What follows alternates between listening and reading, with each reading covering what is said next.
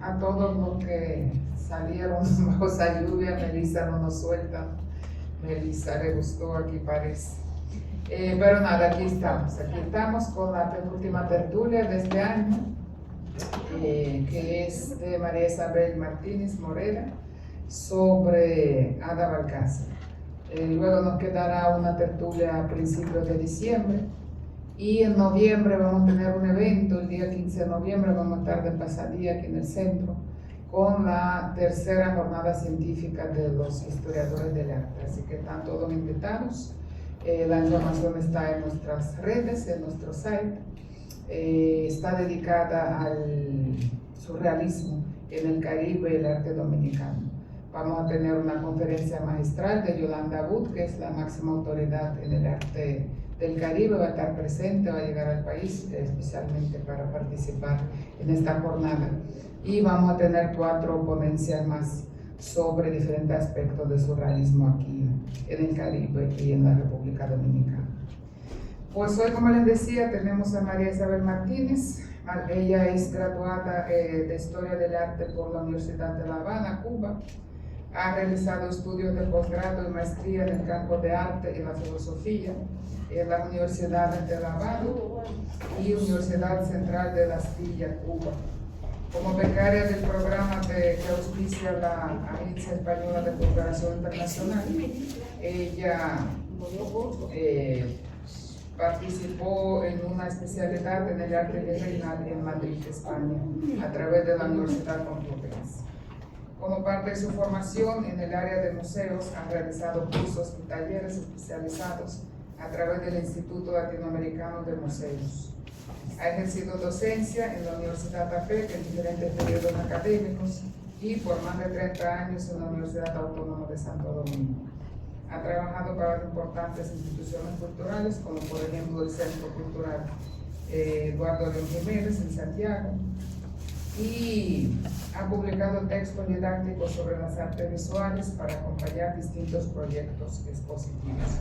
Ha ejercido la crítica de arte, la curaduría y la docencia en Cuba y la República Dominicana. Actualmente se dedica a tiempo completo a la investigación en el campo de arte. Es miembro fundadora de nuestra Asociación Dominicana de Historiadores de Arte y actualmente es la presidenta de la asociación. Así que los dejo con ella.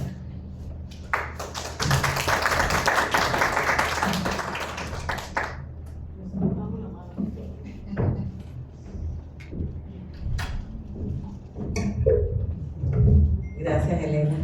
Buenas noches.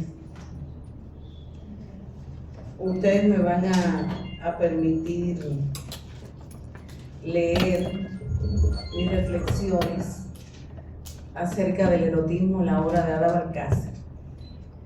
Me van a permitir leerlo porque ya llega un momento, pero de unos cuantos añitos, entonces puede que se le olviden algunas cosas. Después que hablaste dice, pero mira, no dije esto, que eso debía haberlo dicho. Entonces, para evitar esas situaciones, vamos a leer mis reflexiones. Estas reflexiones, entre otras cosas, no es que sea una experta en el tema, quiero que estén conscientes de eso. Pero me tranquiliza saber que en la UAS teníamos una profesora excelente, ya ella falleció. Ella era psicóloga y entre las materias que impartía era sexología. Y esa materia ella se la impartía a los estudiantes de las carreras de psicología. Pero ella nunca se había casado, nunca había tenido novio, ni nada de eso. Entonces, si ella podía hablar tan bien sobre este tema, yo creo que yo también debo atreverme a hacerlo. Entonces, bueno.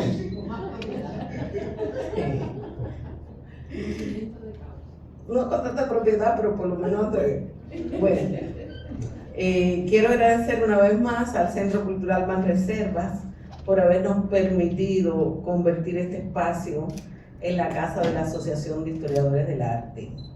No solo porque podamos celebrar nuestras tertulias mensualmente aquí, sino por el apoyo a nuestras publicaciones y esta vez también, como ya dijo Elena, porque se convertirá en el mejor escenario para la celebración de la tercera jornada científica de historiadores del arte, que tendrá lugar el próximo 15 de noviembre en este lugar, que honra, promueve y gestiona la cultura al más alto nivel.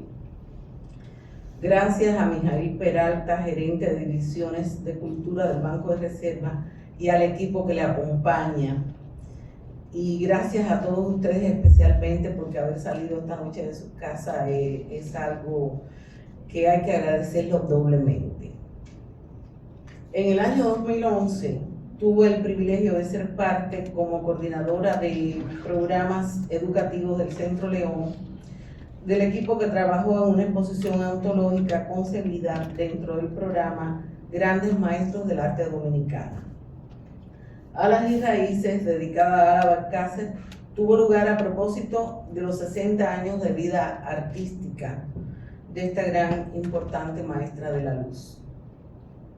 Durante 2 años se trabajó intensamente para llevar adelante ese programa, donde se presentaron 63 obras de 700 que fueron procesadas para hacer esta lección.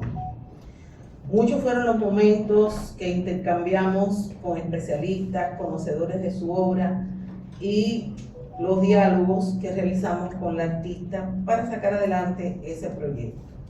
En mi caso, para producir los textos didácticos que acompañarían la exposición o curaduría pedagógica. Todo el que haya tenido un encuentro con Ada Balcácer, mejor aún, ¿no?, varios encuentros durante 2 años, sabe que además de ser la fuente principal para acercarnos a su obra, siempre quedará la voz de esa enorme mujer acompañándonos.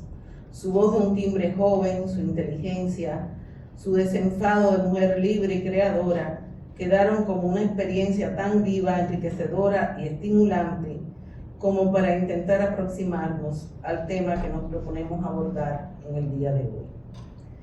Tal vez no podremos llegar, como me anunció otro respetable artista y gran maestro de las artes visuales dominicanas.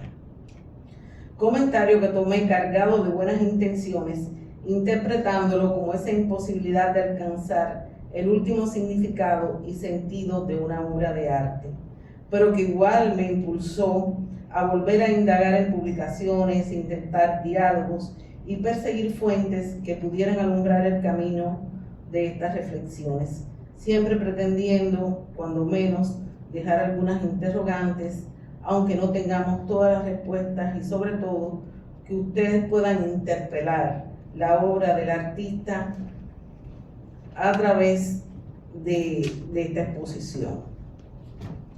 Hemos querido hacer un ejercicio libre, reflexivo, un tanto poético, acerca del erotismo en la obra de Ada Balcácer.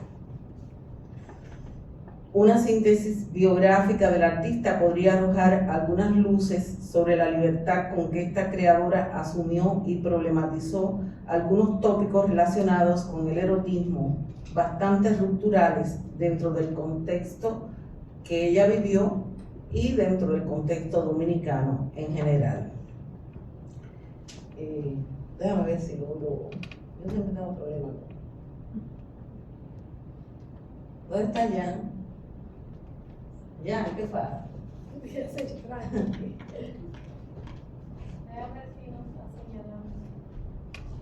No sé.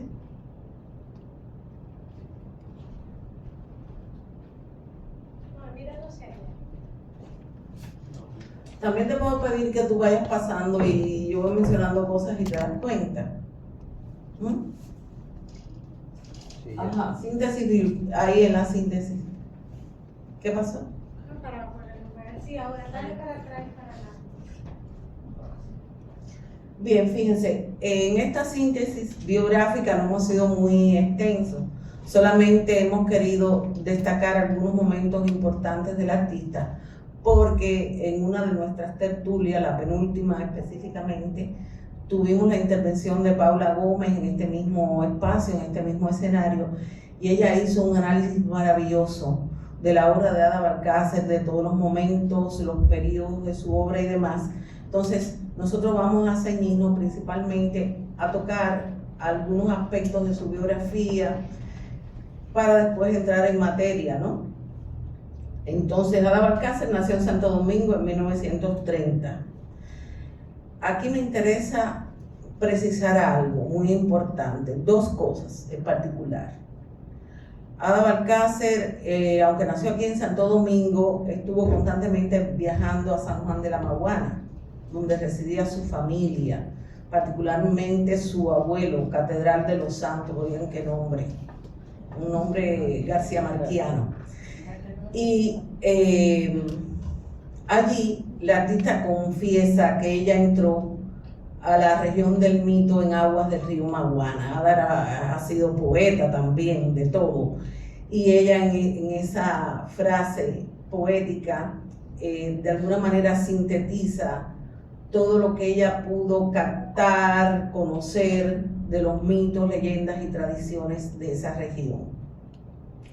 Y por otro lado, también quiero destacar que Ada tuvo en ese lugar un accidente, montando a caballo, un accidente que provocó la pérdida de un brazo. Esas dos cuestiones quiero señalarlas porque de alguna manera tienen una conexión con todo lo que vamos a explicar después. Ella inició sus estudios en la Escuela Nacional de Bellas Artes de Santo Domingo, donde se graduó en 1950. Una vez graduada, vivió en Puerto Rico y Nueva York respectivamente durante poco más de una década. Su estancia en estos lugares fue muy importante para la consolidación de su formación como artista, porque en Puerto Rico, por ejemplo, ella tuvo la oportunidad de trabajar los murales en Río Piedra, tener contacto con esa gran tradición muralística, empaparse de todos sus conocimientos.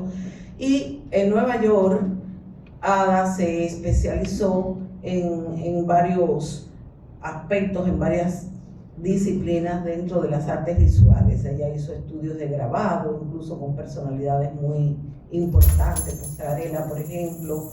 Ella también estudió en la Liga de Nueva York, Liga de Estudiantes de Nueva York.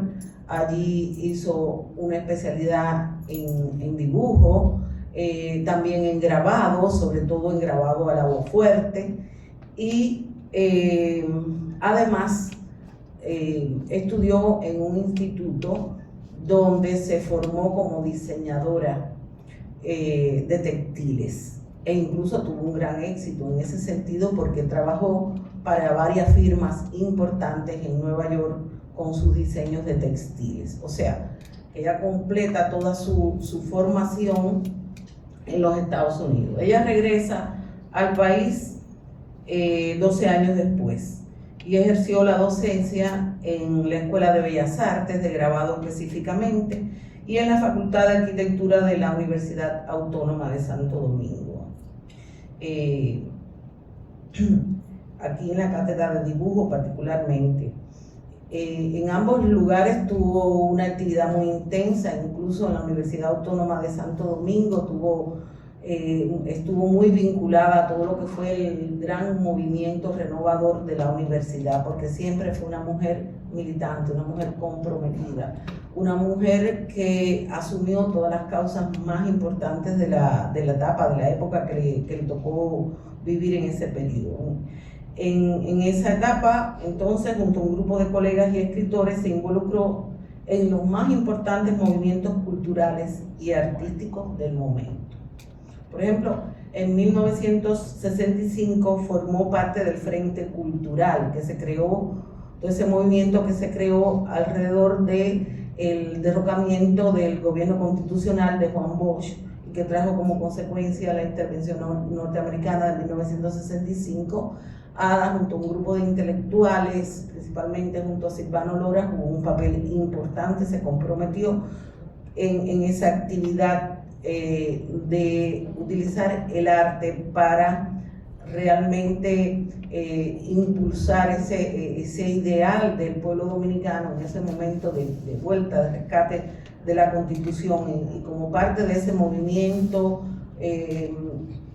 intervino en la producción de murales, en la producción de afiches, carteles, porque fue un momento en el cual se produjo un tipo de arte de carácter propagandístico a favor de la empresa que se estaba llevando a cabo en el pueblo dominicano, tratando de rescatar, de volver otra vez a la constitucionalidad.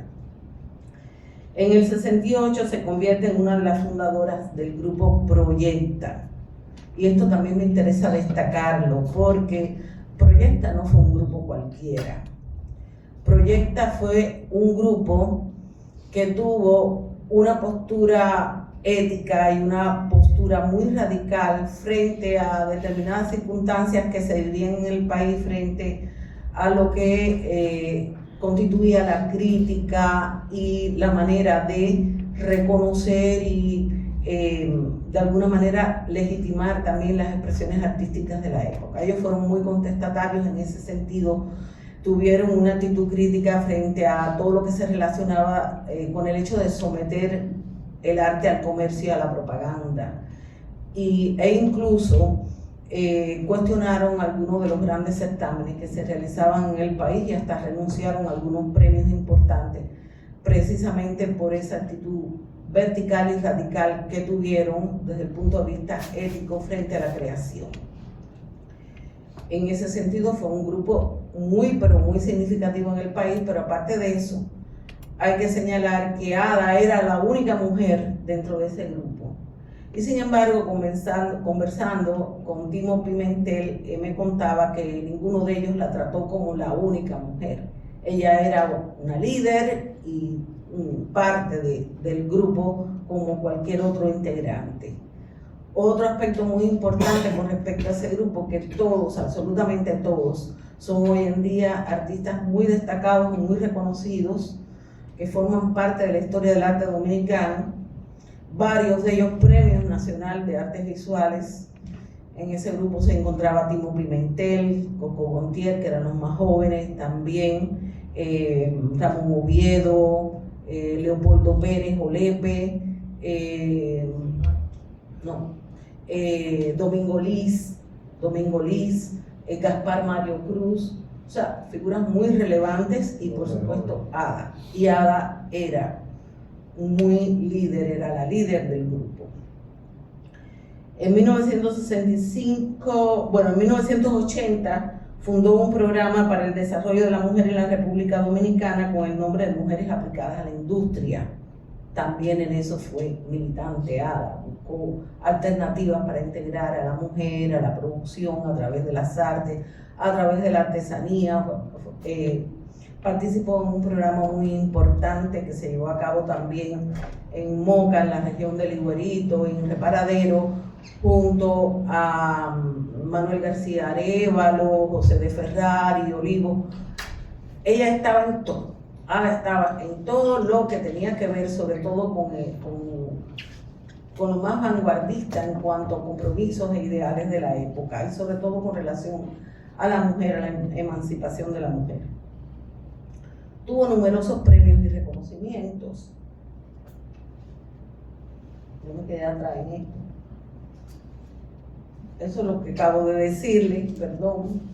Y tuvo numerosos premios y reconocimientos, y es solamente una selección de lo más importante, como ustedes pueden ver ahí. En el 66 recibió el primer premio de dibujo en el segundo concurso anual de arte de la firma Eduardo León Jiménez. En 1983 obtuvo el primer y único premio del concurso Un Mural para el Citidán de Santo Domingo. En el 86 obtuvo mención de honor en la Quinta Bienal de Artes Gráficas celebrada en Cali, Colombia. Y en el 89 recibió un homenaje en la sede de Naciones Unidas por haber sido elegida su obra El Mago del Paisaje para una reproducción litográfica en serie limitada que acompañó la emisión de sellos en honor al Banco Mundial. En 2012 el Ministerio de Cultura le otorgó el Premio Nacional de Artes Plásticas, y en el 2014 la Fundación Corripio le reconoce con el Premio Fundación Corripio en Arte en la categoría de pintura. En el 2017 es nombrada por el Banco de Reserva como Reserva Cultural de la Nación. El salón de exposiciones de este centro lleva el nombre de Ada Balcácer, y hemos tenido el privilegio de estar hablando con ustedes sobre Ada Balcácer con una exposición muy importante curada por Margarita González Aufán, una muestra exquisita, muy selectiva de obras de Ada, muy representativa. Muchas de ellas no se habían exhibido nunca. Entonces, ustedes pasarán por allí, si no han pasado después, para algunas de las cosas que hablemos aquí puedan verla, constatarla, precisamente en el contexto de esa exposición. Nada ocurre por gusto. Voy entonces ahora a definir algunos conceptos en relación con el tema que nos ocupa con respecto a la obra de Ada. Vamos a hablar un poco del erotismo, algunas definiciones sobre el erotismo, ¿no? El erotismo ha sido uno de los temas más complejos y fascinantes del pensamiento moderno, abordado desde diferentes disciplinas como el psicoanálisis, la filosofía y la antropología. Aunque suele asociarse con la sexualidad, el erotismo trasciende lo puramente corporal para adentrarse en los territorios del deseo, la falta, la espiritualidad y la transgresión. Las concepciones de Sigmund Freud, Carl Gustav Jung, Jacques Lacan y Georges Bataille, entre los más importantes, ¿no?, ofrecen visiones complementarias y a la vez contrastantes sobre este fenómeno humano, revelando distintas formas de entender el vínculo entre el cuerpo, mente y trascendencia. Para Sigmund Freud, el erotismo está profundamente enraizado en la sexualidad inconsciente. Toda la vida psíquica se encuentra impulsada por la energía libidinal que busca satisfacción, aunque la cultura y la moral imponen su represión. El erotismo surge entonces como una sublimación de las pulsiones sexuales, una manera simbólica de canalizar el deseo reprimido hacia formas socialmente aceptadas como el arte, la religión, la creación intelectual, por ejemplo. Freud otorga al erotismo un carácter psicológico y biológico. Es una fuerza vital, aunque disfrazada por el inconsciente, sigue teniendo su raíz en la sexualidad, de acuerdo a la visión de Freud, ¿verdad? En cambio, Jung amplía el concepto y le otorga un sentido más espiritual y simbólico. Para Jung, el erotismo no se limita a lo sexual, sino que representa la energía psíquica de unión, el principio de relación entre los seres y los aspectos opuestos del alma. En su teoría, el eros aparece como una fuerza integradora que busca armonizar los contrarios, especialmente a través del ánima y el ánimo, lo femenino y lo masculino, ¿no? Así, el erotismo en Jung tiene una función de crecimiento interior y de realización del ser, y no solo de descarga de tensión o placer. Se trata de una dimensión del alma que conduce hacia la totalidad y la individuación. Cuando hablamos de individuación, hablamos de la realización plena del individuo como ser particular, como ser singular, ¿no? Por su parte, Jacques Lacan reelabora el pensamiento freudiano desde una perspectiva estructuralista y lingüística. El erotismo, en su visión, no se dirige tanto al cuerpo como al deseo del otro, mediado por el lenguaje. El sujeto se constituye en la falta y su deseo se origina precisamente en esa falta estructural. Deseamos lo que nos falta y en última instancia deseamos el deseo del otro.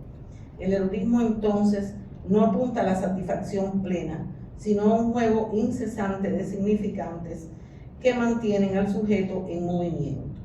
Lacan desplaza el erotismo del plano biológico al simbólico. El cuerpo se erotiza porque es atravesado por el lenguaje y el deseo. Finalmente, Georges Bataille lleva el erotismo a una dimensión filosófica y existencial. Para él, el erotismo es una experiencia de transgresión que pone al ser humano frente a los límites de la moral, la razón y la vida misma. Al unir placer y muerte, el erotismo se convierte en una forma de acceder a lo sagrado, a lo imposible, a la pérdida del yo. En su obra, la experiencia erótica es una vía de disolución y de comunión con lo absoluto. un estado donde el individuo se desborda y se enfrenta a la continuidad de la existencia más allá del ser. Bataille concibe el erotismo no como represión ni transgresión, sino como ruptura y exceso. A pesar de las diferencias que existen, ¿no?, entre estos autores, ellos coinciden en que el erotismo trasciende la mera sexualidad y se relaciona con las zonas más profundas del ser. Freud lo sitúa en la zona del inconsciente reprimido, Jung en el de la energía espiritual, Lacan en la estructura del deseo y Bataille en la experiencia límite. El erotismo desde esta perspectiva no es solo una forma de placer, sino una fuerza que revela la tensión entre el cuerpo y el espíritu, entre la falta y la plenitud, entre el orden y la transgresión. Es en esa convergencia de deseo, símbolo, exceso, en que el ser humano descubre su propio abismo y su capacidad infinita de creación. Vamos a ver un pequeño videíto donde un amigo psiquiatra expone algunos criterios sobre el erotismo, sobre lo que es el erotismo, ¿no?, y lo vincula con el arte para dar paso ya al abordaje de Ada Valcárcel desde esta perspectiva. Aquí tenemos una síntesis del doctor Almanzar, es un psiquiatra muy conocido, ha tenido una labor muy importante con respecto sobre todo a la salud mental, ha ocupado cargos también importantes en el Ministerio de Salud. Actualmente él escribe una columna semanal en el periódico Acento dedicado a la salud mental. Es un activista también que ha abogado por, digamos que revolucionar un poco todo esto que tiene que ver con los esquemas de tratamiento de salud mental en el país. Entonces vamos a escucharlo a Luna. La obra artística no se sustrae de la vida real. Esta tiene, dentro de sus objetivos, revelar aspectos profundos y verdaderos de la experiencia humana. Se puede decir entonces que las creaciones artísticas tienen una verdad propia, la cual es sumamente valiosa para el artista. Ada Valcárcel dijo: "Para mí la creatividad es un oficio de continuidad expresiva, en la medida que expresas lo que piensas". Y añadió: "En la literatura se utiliza el lenguaje, en la pintura el artista tiene que crear su lenguaje". Lo estético es siempre subjetivo y lo subjetivo es siempre un producto de la mente. La imaginación, los sentidos, la fantasía y la conexión con otros, como elementos simbólicos y afectivos, se combinan tanto con el deseo y la excitación del placer sexual para provocar el erotismo. Si bien el erotismo es una dimensión de la sexualidad humana, va más allá del mero acto sexual y no busca necesariamente la reproducción. Se centra más en la experiencia subjetiva, y aunque el erotismo es mental y es físico, porque interviene en la imaginación, la fantasía y la memoria, y aunque provoca deseo sexual, es siempre un vicio estético que, consciente o no, se relaciona con la atracción sexual. No obstante ser más un comportamiento cultural que sexual, por estar más influenciado por normas y construcciones sociales que a los actos fisiológicos. Jacques Lacan sitúa el erotismo en el cruce del deseo y el goce, y lo aleja de la visión meramente biológica. Ve Lacan al erotismo como una mediación del deseo hacia el otro, que se articula con el concepto de goce. Goce, que es un placer que excede al principio del placer de Freud, que está orientado siempre al sexo. Es decir, el erotismo alcanza niveles de satisfacción que no se limita a lo sexual, por lo que para Lacan el erotismo es la relación entre goces que el sujeto intenta articular a través del lenguaje y el deseo que nunca alcanza la satisfacción total, porque es una búsqueda que está más allá del goce, y ese goce, que es individual, junto a la dificultad inherente a la sexualidad, crea un síntoma, según Lacan, que diferencia la relación erótica de la relación amorosa. Esto implica la creación de un vacío que se relaciona con conceptos como la sublimación y el síntoma. El arte es una forma de lidiar con estos síntomas, la angustia, la inquietud que genera la verdad, etc. Son algunos de estos síntomas, haciendo que el espectador se enfrente a lo que falta. La pintura es un ejemplo de sublimación que permite expresar las pasiones humanas, la agresividad, la sexualidad, entre otras pasiones, para así organizar alrededor del vacío que representa el objeto prohibido. En la pintura, la mirada del espectador juega un papel fundamental, ya que está incluido como sujeto y se convierte en fuente de inquietud, tal como le ocurrió al artista, sea para la sublimación, sea para la satisfacción.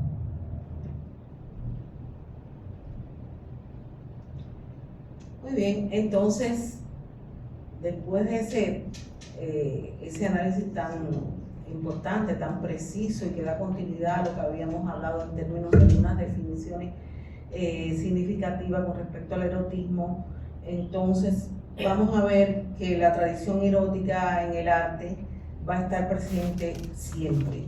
Desde el mismo momento en que surge el arte, aparece el erotismo en el arte. Esta figurita es una de las figuras icónicas de la historia del arte. No hay profesor de historia del arte que no haya hablado de esto, no hay pobres alumnos que no hayan oído hablar muchísimo de esta figura y todo el que esté relacionado con el arte, que es la famosa Venus de Willendorf, una pequeña estatuilla de piedra calcárea de unos 12 centímetros de tamaño, que fue encontrada en Baja Austria y que tiene esas características que ustedes ven ahí, o sea, los senos exagerados, o sea, el pecho, la estatopigia, que es esa ampliación de la cadera, esas caderas abundantes, el pubis también en forma de triángulo bien preciso. Y este es un detalle interesante que vamos a ver que se mantiene en todo el desarrollo del arte cuando se trata de la figura femenina relacionada con este tipo de entidad que está vinculada a la fertilidad y más tardíamente a la fertilidad humana y también más tardíamente a la fertilidad de la tierra, vinculada a determinados cultos, ¿no? Entonces, además de esta figurita, nosotros pudiéramos encontrar muchísimos ejemplos: la Venus de Lausel, la Venus del Espugue, la Venus de Grimaldi, etcétera, etcétera. Son muchísimas, que todas tienen características semejantes. O sea, estos caracteres femeninos bien exagerados. Pero además, cuando la arqueología como ciencia comienza a desarrollarse, sobre todo a finales del XVIII y siglo XVIII y en el siglo XIX, las herramientas lingüísticas que tenían los arqueólogos que estudiaban este pasado arqueológico hizo que se les diera el nombre de Venus, la famosa Venus prehistórica, porque la asociaban a las Venus de las culturas clásicas, a las Venus griegas, ¿no? Entonces se expandió el uso de la palabra Venus para denominar a estas figuras que están vinculadas a la maternidad, que están vinculadas a la reproducción, a la continuidad de la vida, y que en su proceso de continuidad y evolución formaron parte de cultos muy importantes. Incluso muchas de ellas tienen la forma de las extremidades inferiores como en punta, porque fueron también enterradas en los lugares cuando comenzó a practicarse la agricultura, donde se practicó la agricultura en distintos territorios, ¿no? Entonces, están vinculadas tempranamente a lo sagrado, aunque hay que aclarar que todavía en esta etapa sobre todo prehistórica, es un periodo muy temprano de la prehistoria, la primera etapa de la prehistoria, la etapa niñaciense. Todavía el hombre no tenía un pensamiento tan desarrollado como para poder crear una cosmología ni para poder dar explicaciones muy abstractas con relación a su existencia o los fenómenos que le rodeaban. Pero ya hubo esa presencia, esa continuidad y ese vínculo posterior con la creencia de que estas figuritas vinculadas a la reproducción de la vida humana también podían estar vinculadas a la reproducción de la tierra. Entonces, a partir de ahí, estas figuras van a entrar en el ámbito de determinados cultos, de determinadas prácticas o rituales, van a entrar en el ámbito de lo sagrado. Por lo tanto, el erotismo muy tempranamente va a estar vinculado a lo sagrado. En el arte de la antigüedad, por supuesto que esto se afianza mucho más, vamos a encontrarnos con estructuras cosmogónicas muy complejas en las culturas antiguas, en la egipcia, en la griega, en la romana. Bueno, nos vamos a encontrar con toda una serie de dioses y diosas. En este caso, la diosa Artemisa la trae como un ejemplo muy representativo, porque fíjense ustedes cómo tienen un racimo de pechos, ¿no? Porque ella se vincula también a la fertilidad, a la madre nutricia. Es una diosa de origen jonio que en el antiguo mundo griego estuvo vinculada a las parturientas, a las vírgenes, además de otros muchos atributos, porque en este mundo antiguo los dioses no tenían un solo atributo, tenían muchísimos, iban evolucionando y adquiriendo muchísimos atributos. Estaba vinculada a la naturaleza, a la reproducción de la naturaleza. Es una deidad muy importante. Se ve negra así por el material que usaron, no porque fuera como tal una diosa negra, ¿no? Entonces, bueno, vamos a ver que en la antigüedad, por ejemplo, en el medioevo, por ejemplo, en la Edad Media, el cristianismo impuso una moral más restrictiva a todo este tema del erotismo. El cuerpo era símbolo de pecado, sobre todo el cuerpo de las mujeres. A partir de ese momento, cuando comienza a sancionarse, sobre todo el deseo de la carne, el erotismo adquiere una dimensión extremadamente restrictiva, pero sin embargo, hay muchísimos ejemplos, sobre todo en capiteles de iglesias románicas y góticas también, en sillerías de coro, en mobiliario religioso, donde vamos a encontrar escenas de amantes, escenas amatorias y escenas como esta, ¿no? También de ese carácter, ¿no? Entonces, ¿por qué se hacían en este mundo cristianizado, sobre todo en Occidente? Se hacían para alertar sobre el pecado, pero bueno, estaban ahí. Entonces, en el Renacimiento, con el redescubrimiento de la antigüedad clásica, el desnudo volvió a ocupar un lugar central. Artistas como Botticelli, Tiziano, Miguel Ángel, ¿no? Trabajaron mucho el desnudo, representaron cuerpos idealizados que unían belleza, sensualidad y espiritualidad. Y dentro de ese contexto hay un artista que fue muy ruptural, que fue Giulio Romanos. No se habla tanto de él cuando se habla del Renacimiento, y casi todas las obras que Giulio Romanos realizó fueron obras eróticas. Y esas obras formaron parte de gabinetes de figuras religiosas con cargos religiosos importantes, papas, obispos, cardenales, etcétera, etcétera. Atesoraron esas obras de Giulio Romano. Son grabados, la mayoría de ellas, como esta que están viendo aquí, que forma parte de una serie que se conoce con el nombre de Il Modi.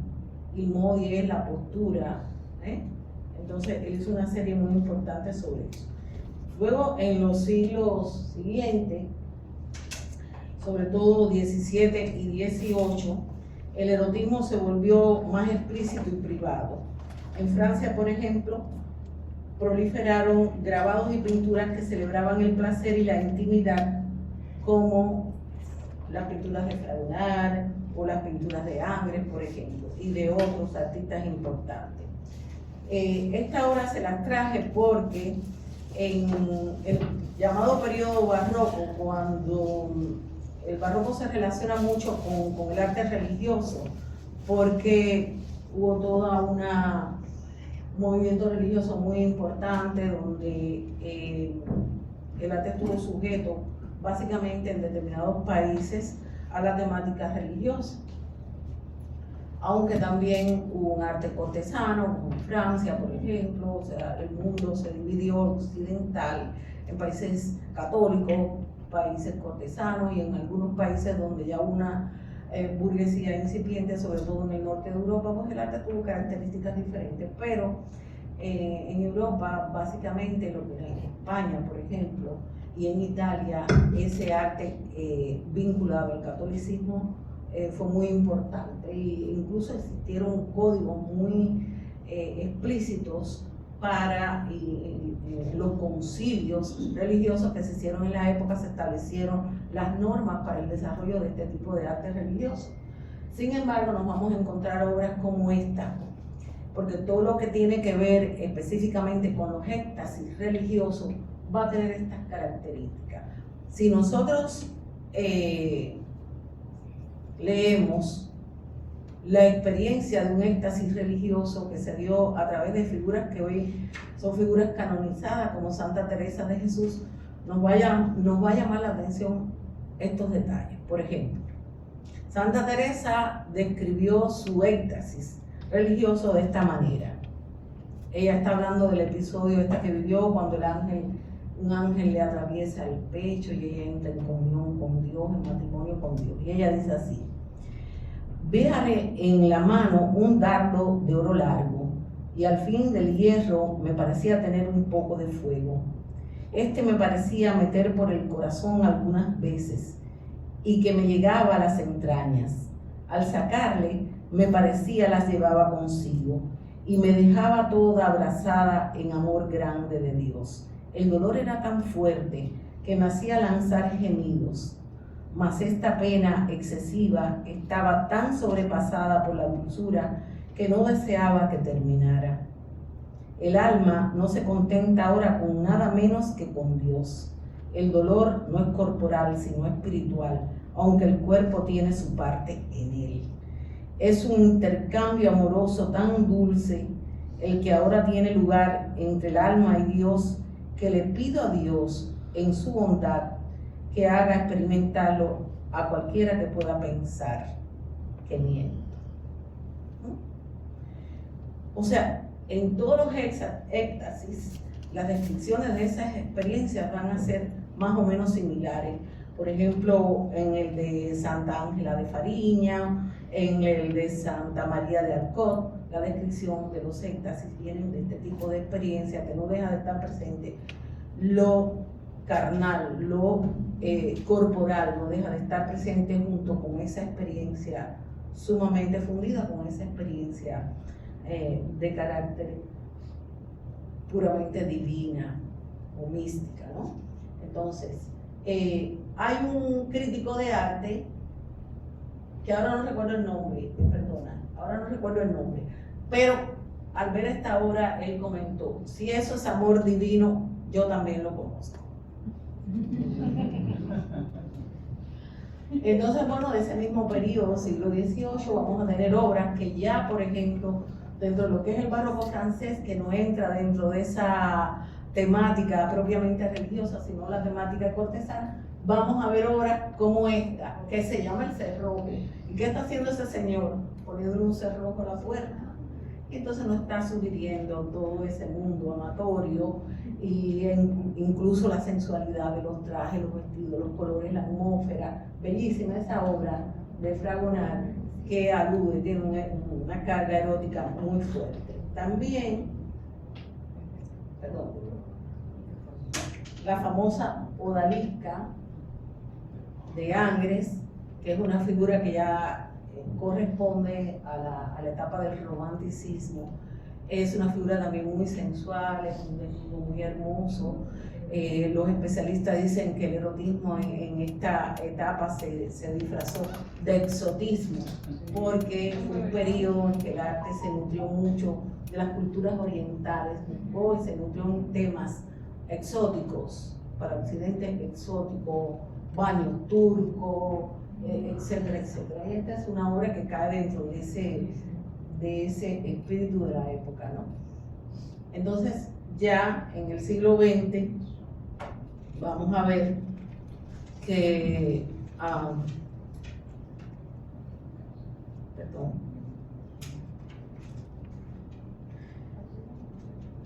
en el siglo XX en adelante, el erotismo se transformó en herramienta de provocación, crítica social y liberación. Artistas como Egon Schiele, no pude dar tantos ejemplos porque si no me voy del aire, no aterrizo. Artistas como Egon Schiele, como el mismo Pablo Picasso, reflejaron esas tensiones entre lo moral, el deseo, la libertad. Esta es una obra de Pablo Picasso, que toda la obra de Pablo Picasso es una obra erótica, en su inmensa mayoría. Un desnudo, ven esta figura del espejo, esta figura desnuda, con las características ya del arte de la vanguardia picasiana, ¿no? Entonces, en cuanto a las particularidades del tema que nos ocupa, podemos afirmar que la relación con el erotismo en la obra de Ada Valcárcel suele estar presente en todas las etapas de su producción, bien porque aparece abordado de forma explícita o bien porque se disfraza bajo las diferentes maneras en que exploró e interpretó el mito, las leyendas y tradiciones locales, o en la dimensión que le otorgó a la propia exuberancia y sensualidad de la naturaleza, tan presente en su obra, sobre todo a partir del periodo de sus ensayos sobre la luz, ¿no? O sea, en toda su producción, de una forma u otra, el erotismo está presente en esto. La mayoría de dibujos que ustedes van a ver aquí, pertenecientes al fondo de Luisa Chita Bermúdez, son dibujos donde ustedes van a poder apreciar las particularidades del erotismo de Ada Valcárcel.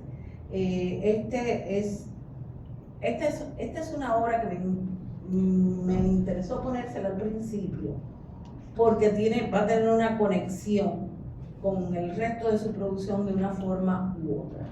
Vamos a ver ahí en ese dibujo una mujer desnuda que está prácticamente poseyendo un animal que es un caballo. El caballo, me observaba Timo, y es verdad, lo pude ver, lo he podido ver a lo largo de todo el registro de la obra de Ada Valcárcel, de una forma u otra está presente dentro de su obra. Recuerden el comentario que les hice al principio. En este caso, ella está como en una posición de poder, ¿no? Con relación al caballo. Vamos a hacer un pequeño análisis de esta obra que se llama La Manca del Espanto.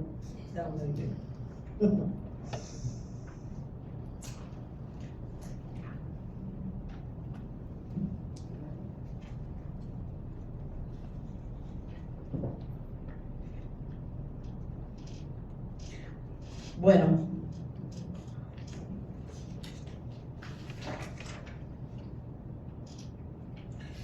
escogimos esta obra precisamente por eso, porque puede establecer esa conexión con otras producciones de Ada.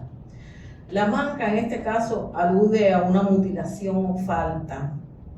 El espanto añade una dimensión de horror o miedo. En esta obra el erotismo está mezclado con lo perturbador, lo que incomoda de la corporalidad, una visión corporal alterada que se muestra o se sugiere, pero con deformaciones, con sombra de algo frustrante. En este sentido, el erotismo no solo se percibe como goce, sino como otra dimensión del placer que muestra una tensión con lo perturbador. Por el título también podemos darnos cuenta de que el artista acude a una construcción gramática retórica que asocia dos expresiones como la manca del espanto y el manco del espanto. ¿No? Asocian ustedes eso, ¿verdad? La paranomasia consiste en emplear palabras de sonidos semejantes que podrían tener significados diferentes con el fin de producir un efecto expresivo, humorístico, irónico y simbólico. En este caso asociamos manca y manco del femenino y masculino con el mismo significado y del espanto que comparten ritmo y rima interna, ¿no? El resultado es una asociación fonética que evoca al mismo tiempo la frase tradicional, el manco del espanto por Cervantes, y la manca del espanto, cargándola de ironía, feminización y resonancia simbólica. Un claro ejemplo de paranomasia o juego de palabras con similitud fonética y contraste de significados. Eso observamos en esta obra. Ahora vamos a ver otra obra también de ese mismo periodo, que se conoce, esta que tiene el nombre de La Gorda, ¿no? El título La Gorda plantea ya una relación con el cuerpo que escapa a los cánones tradicionales de belleza. El erotismo en esta obra reside en una celebración o visibilización del cuerpo excedente, del cuerpo visceral, carnoso. En lugar de lo ideal, el artista muestra lo que desborda, lo que interpela al espectador precisamente por su corporeidad.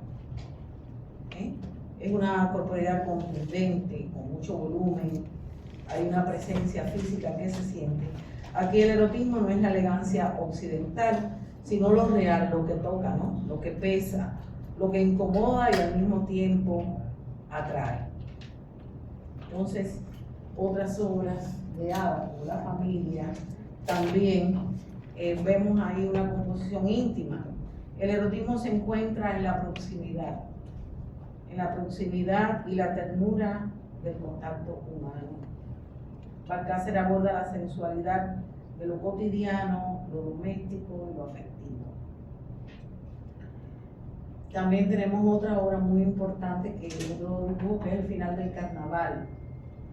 El título sugiere el final de la fiesta de carnaval con toda su carga simbólica de máscaras, exceso, deseo, liberación. En el carnaval hay una suspensión o inversión de normas sociales que incluye lo sensual, lo festivo, lo reverente. Fíjense cómo hay muchas personas que entran en personajes que desearían ser, ¿no?, dentro del carnaval. En esta obra el erotismo puede residir en lo que acaba, en lo que queda después de la liberación, lo que permanece como deseo insatisfecho o nostalgia de lo vivido. Ada Balcácer representa cuerpos desnudos, figuras parciales incompletas y un esqueleto humano, además de formas orgánicas que aluden al goce, disfraces con ritmos y tensiones entre lo visible y lo oculto, la muerte y la vida.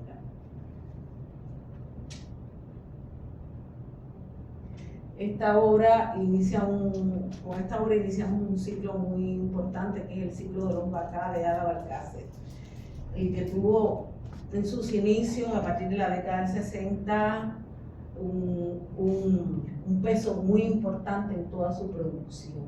Son varias obras donde ustedes van a ver la presencia del Bacá. Esta particularmente forma parte de la exposición, es una obra que se utilizó como referencia para el grupo Proyecta, ¿no? Para promover el grupo Proyecta. Es una obra muy hermosa.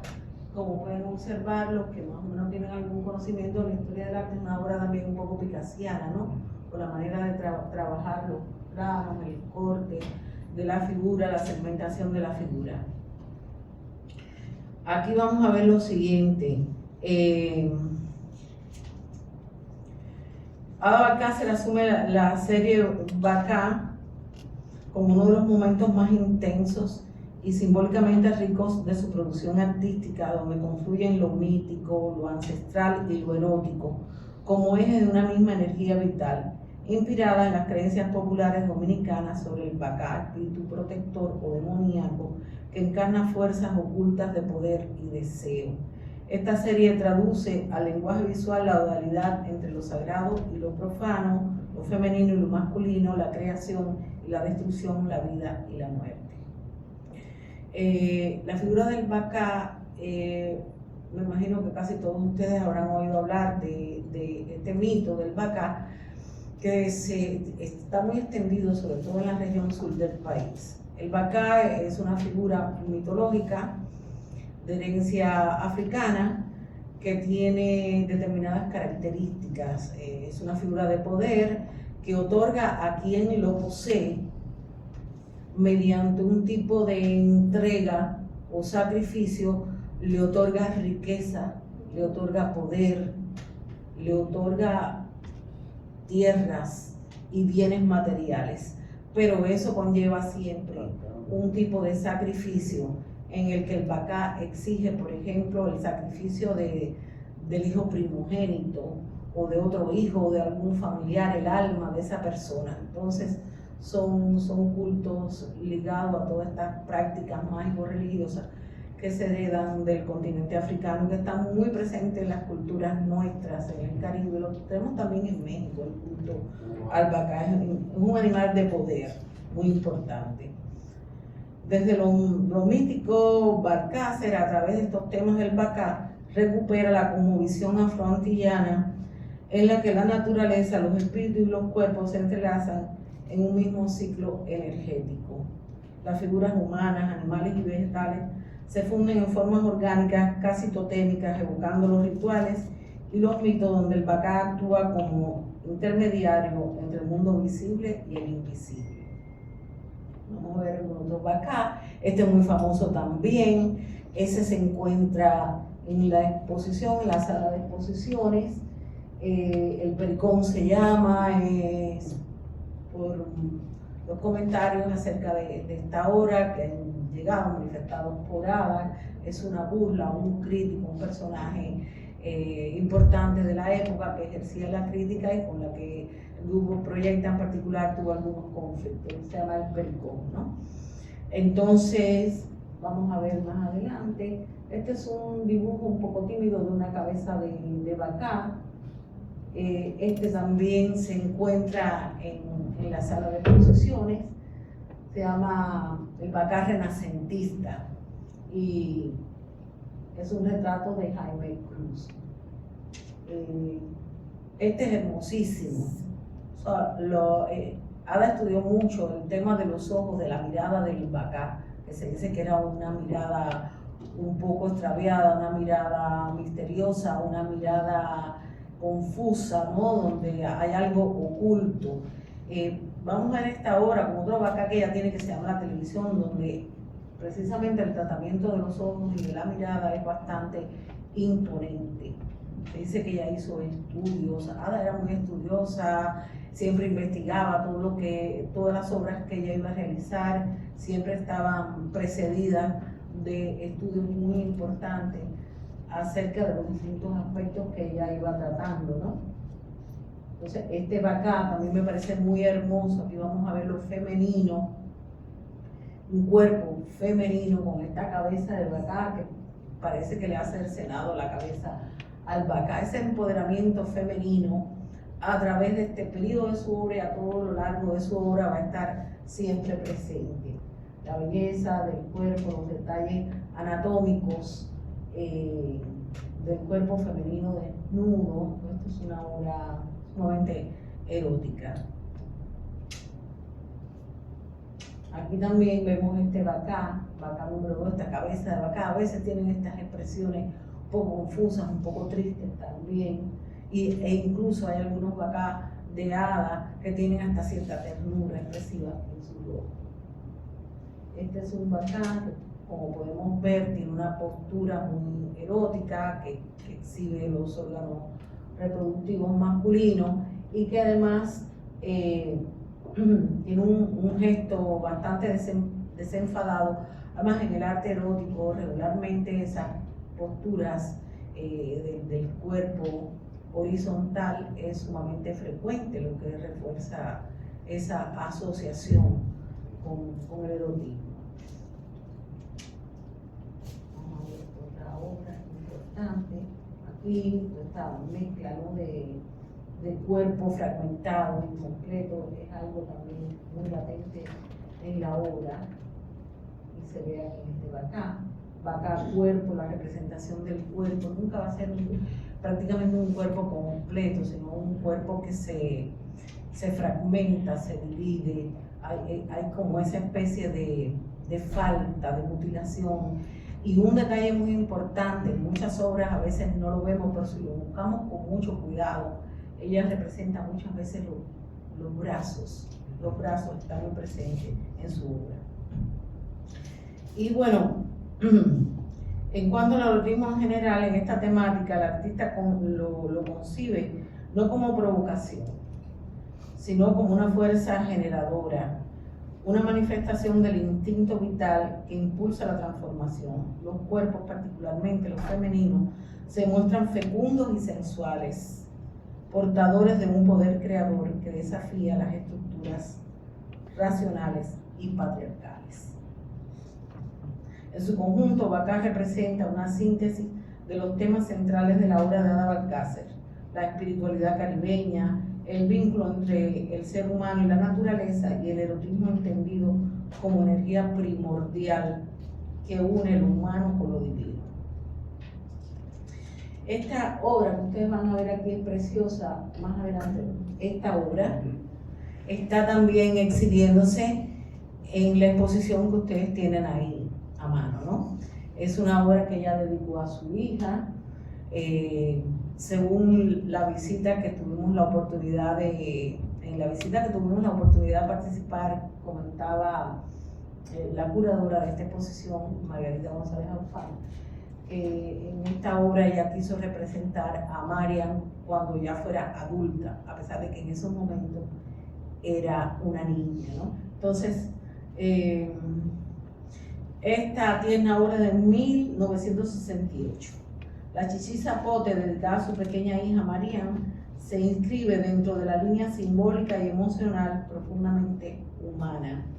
En ella, el artista interpreta la figura maternal desde una sensibilidad moderna, cercana al lenguaje picasiano, donde la forma se fragmenta y se reorganiza para expresar más allá de la apariencia. La madre no se presenta de manera literal, sino como sugerida a través de los senos, en forma de círculos, como una presencia protectora y envolvente que enmarca la composición. En contraste, la cabeza de la hija adquiere un relieve central, irradiando vida, ternura y continuidad. Balcácer logra un equilibrio entre la fuerza creadora y el amor materno, transformando el gesto cotidiano en una metáfora del vínculo espiritual entre madre e hija, donde el arte se convierte en un acto de amor y permanencia. Al preguntarnos si esta obra es erótica, la respuesta es afirmativa, porque el erotismo en esta obra es posible debido a lo sagrado, si se establece esa conexión con las diosas de la maternidad y el arquetipo de la madre nutricia. En muchas tradiciones culturales y artísticas, la maternidad no se reduce al acto biológico de dar vida, sino que encarna la energía vital, creadora y fecundante del universo. La misma energía que en su raíz es erótica en su sentido más amplio, una fuerza de atracción, de unión y de generación. En el caso de Chichi Zapote, ese erotismo no se da a través del deseo carnal, sino como una potencia creadora, una manifestación del eros primordial que da origen y sentido a la existencia, proyectada en los senos protectores y en la presencia central de la hija. Aquí Balcácer evoca las fuerzas místicas de las antiguas diosas madres, como Isis, Deméter, la Coatlicue, quienes encarnan la unidad entre el cuerpo, naturaleza y espíritu.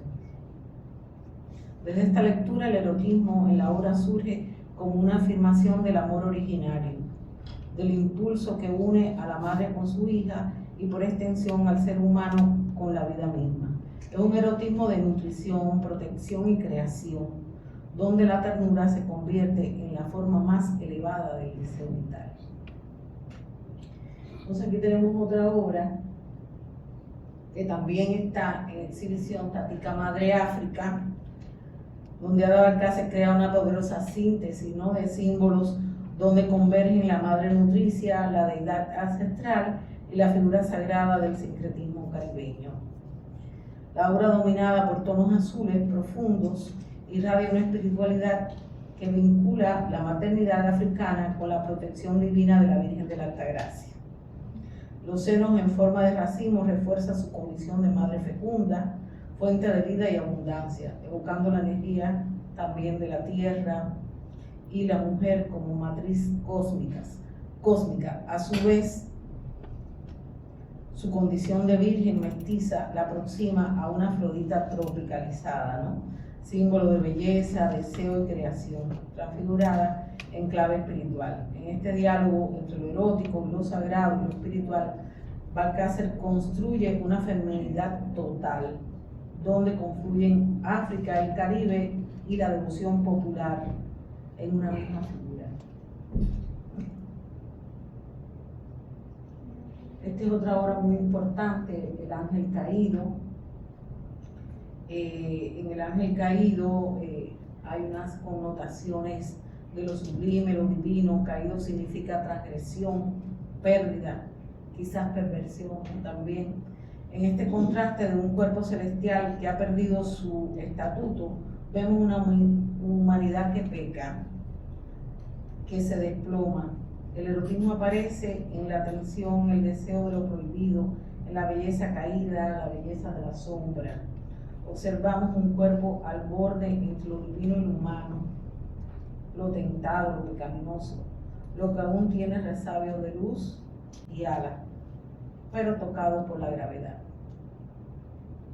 Luego vamos a ver otra obra muy importante, El Pueblo y su Cruz, también una obra que hace alusión ya a lo colectivo, a la emancipación, a la reivindicación, pero que también está vinculado a la cruz, está vinculado a lo sagrado.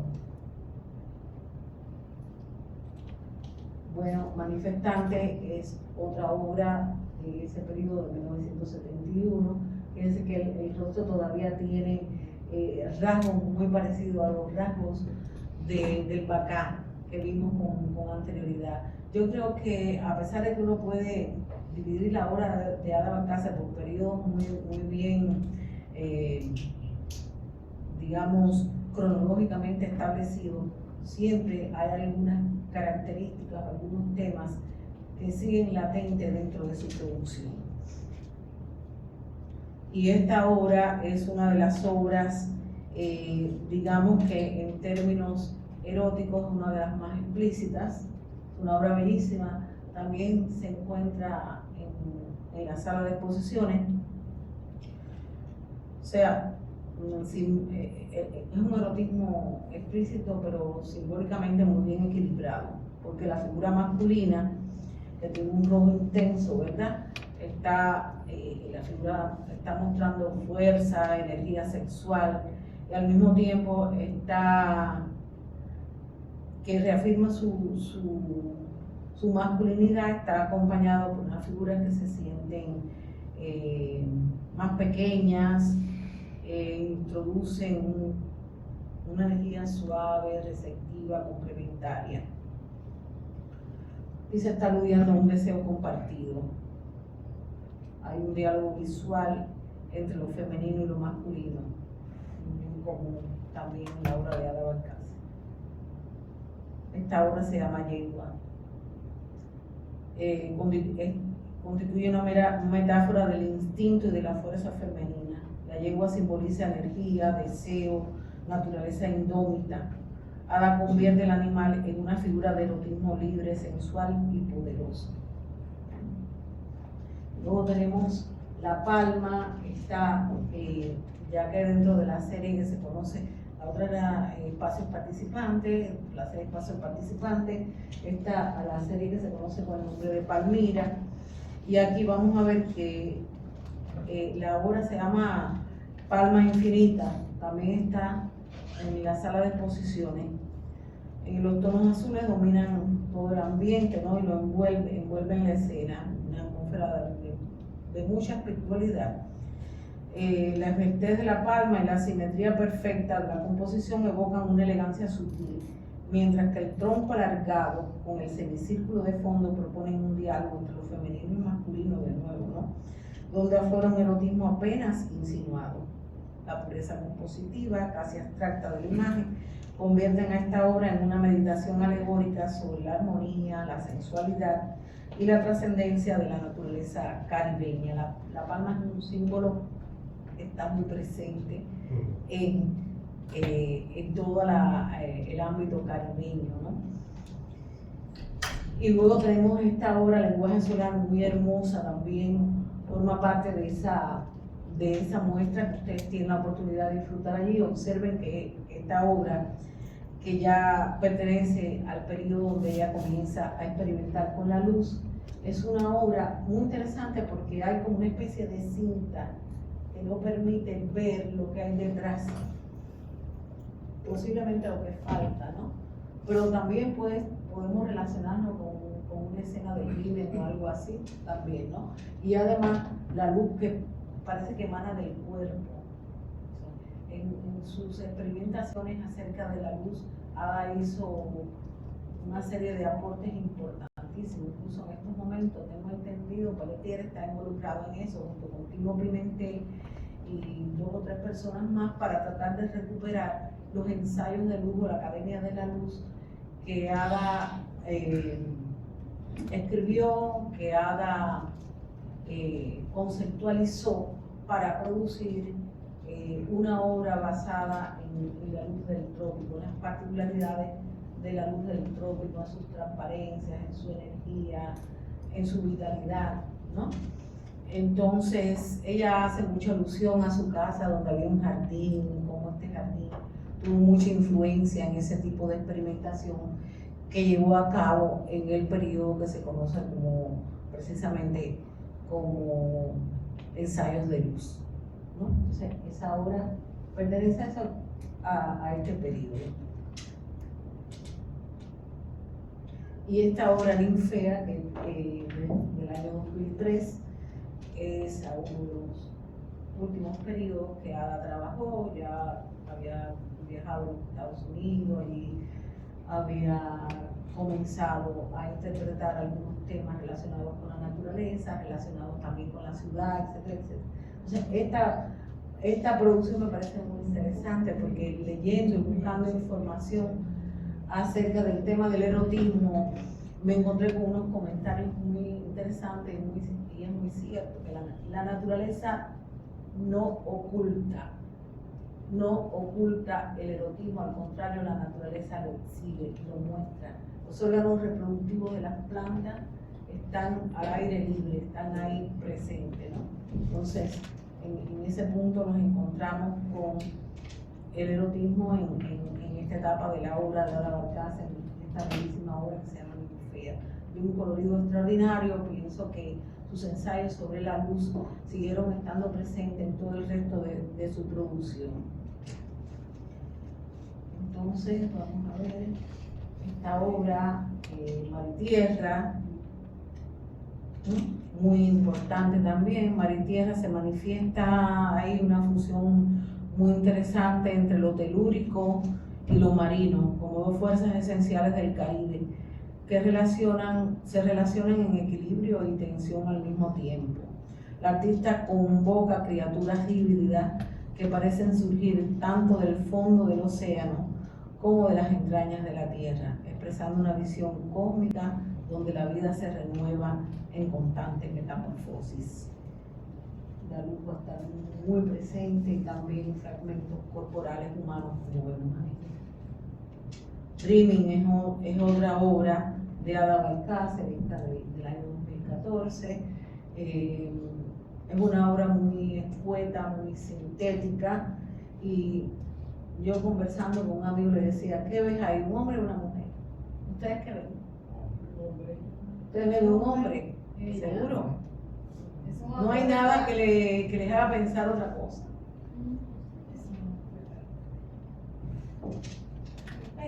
A ver, sí, hay un triángulo, ¿verdad? Entonces, cuando hablamos al principio de las Venus prehistóricas, hablamos de cómo va apareciendo ese simbolismo en la figura del triángulo, del público femenino, y que se va a extender a través de todo el arte.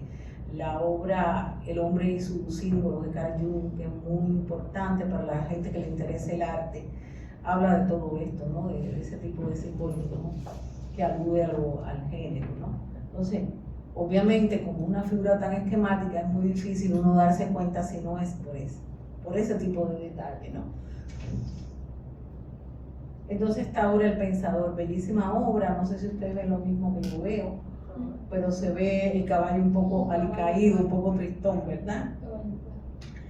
Se llama El Pensador, es una de las últimas obras que hizo Ada. El Pensador representa un caballo, pero parece haber perdido su fuerza. Se ve confundido, como si la energía erótica se perdiera en elucubraciones sobre el sentido de la vida o cosas así, ¿verdad? Sin embargo, el caballo ha sido una de las figuras simbólicas más presentes en la obra de Ada Valcárcel y en la historia del arte, representando fuerza, libertad, energía, deseo. Desde las antiguas civilizaciones hasta la pintura contemporánea, su imagen está cargada de significados que trascienden lo meramente animal.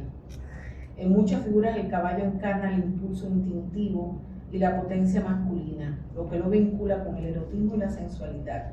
Al mismo tiempo, este animal no solo ha sido concebido como un emblema de virilidad y deseo, sino un vehículo de liberación y de conexión con la naturaleza profunda del ser humano. Y vamos cerrando, porque he abusado de la paciencia de ustedes, ¿verdad? Interesante. Bueno, a partir de estas reflexiones sobre apenas una selección de obras de Ada Valcárcel y tomando en cuenta los análisis de diferentes autores sobre su enorme producción, debemos destacar el interés de Ada por los mitos y leyendas del Caribe, el folclore, la naturaleza, lo ritual, lo simbólico y la luz, desde donde hemos intentado trazar una lectura de cómo el erotismo aparece en el conjunto de su producción como una especie de nodo donde se enfatizan y se entrelazan el cuerpo, el deseo, el elán de vida, la identidad y la muerte. El cuerpo, en la obra de Ada, no solo es forma estética, sino es un espacio de experiencia, de presencia física que se inscribe en lo social, en lo cultural. A menudo cuerpos que desafían los cánones, que se muestran fragmentados, alterados, caídos, visceralmente humanos, no ideales, aunque sean mitificados, no son ideales. Poner al cuerpo al centro, darle voz, darle visibilidad, es como hablar de lo propio, lo que ha sido marginado, y al mismo tiempo identidad fracturada, el cuerpo mutilado, la manca, el cuerpo caído, el cuerpo en la cruz, el cuerpo que protesta, todo eso lo hemos visto en este breve paseo por la obra de Ada Valcárcel. Con respecto al deseo, no siempre el deseo sexual está presente en su obra en sentido explícito, sino como deseo de vida, de libertad, de expresión, deseo que se sublima en lo político, en lo simbólico, en lo que el cuerpo puede hacer, en la protesta, en la identidad. También deseo que provoca confrontación, ambivalencia entre atracción y rechazo, belleza, adoración y horror también, ¿no? En cuanto a la pulsión de vida, la obra de Ada Valcárcel posee una energía vital y luminosa, con una visceralidad que reclama su derecho a existir, a mostrarse, a ser reconocida sin ser domesticada. En ella el erotismo aparece como una pulsión vital arraigada en lo caribeño, la naturaleza, el ritmo, la sensualidad, la luz y el color. Identidad. Algunos títulos remiten al pueblo, al ángel caído, al carnaval, a lo popular, a lo mítico, al erotismo. El erotismo entonces también es identidad cultural, social y de género, ¿verdad? Y la muerte La muerte también está presente en su obra. Inevitablemente el erotismo en la obra de Ada Balcácer no está desprovisto de sombra. La muerte aparece simbólicamente en lo que se desvanece, en lo que se acaba, en lo que sufre, en lo que cae del estado de gracia, por ejemplo, como en el ángel caído que vimos ahí, en lo que el cuerpo pierde. Existe una tensión eros-tánatos, o sea, vida y muerte. El deseo vive sabiendo de su fragilidad, de su finitud. Esa conciencia puede intensificar lo erótico, hacerlo urgente y más auténtico. Y por último, simplemente les voy a mostrar estos dibujos que forman parte de este libro. Este libro es un libro de poemas, ¿sí?, que fue publicado en 1997, Criatura del Aire. Es un libro hermosísimo, bellísimo, se lo recomiendo. Un libro de José Mármol, que fue ilustrado por Ada Balcácer. Es tan fuerte los dibujos que trae aquí, yo nada más puse 2. Y voy a terminar, si ustedes me lo permiten, leyéndole uno de los poemas de este libro y viendo una de las imágenes que ilustran el libro. La montaña del ángel. Dice José Mármol: escalo sumergido la montaña del ángel, en líquidos aromas naufrago y me disgrego a la hora del quejido torrencial de su derrumbe. Asciendo por su tibia hipotenusa y sus meandros, por regiones de blanda y bestial orografía, camino por el centro de su sombra de luna, por un lago de oscuros aceites siderales, por 2 caminos blancos, avenida de las Ingles. Huelo la quietud de su cintura estrecha y mi escala cesa en el valle de las lilas. La montaña del ángel comienza entre las nubes. La montaña del ángel termina en sus inicios. Allá donde tocarla no puede ni el delirio. La montaña del ángel es un río, un bar, un sueño, un torrente de frágiles caídas encendidas, un abismo que anida, un silencio y una espera, chorro de aire tibio, sangre quemada en un fragua de placer, vaporosa presencia perdida entre mis sienes. Cuando su cuerpo hinca el follaje de las nubes, respiro la quietud de contemplarla, a la hora del furor y estación de su derrumbe. Allá donde tocarla no puede ni el delirio. Muchas gracias.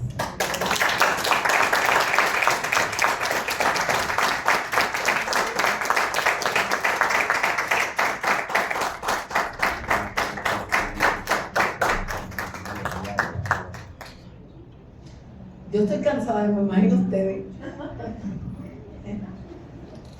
Pero bueno. Sí. Hasta la última parte. Yo digo ahorita, te mencioné ahorita, no está. ¿Alguna pregunta? Vale.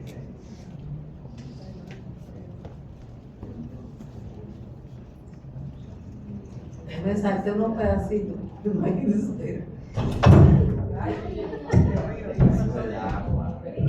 El agua bendita.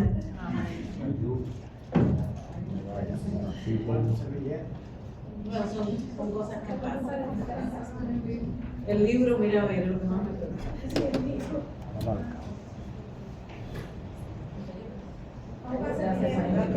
Bueno, si no hay preguntas, de nuevo le agradecemos por estar aquí con nosotros.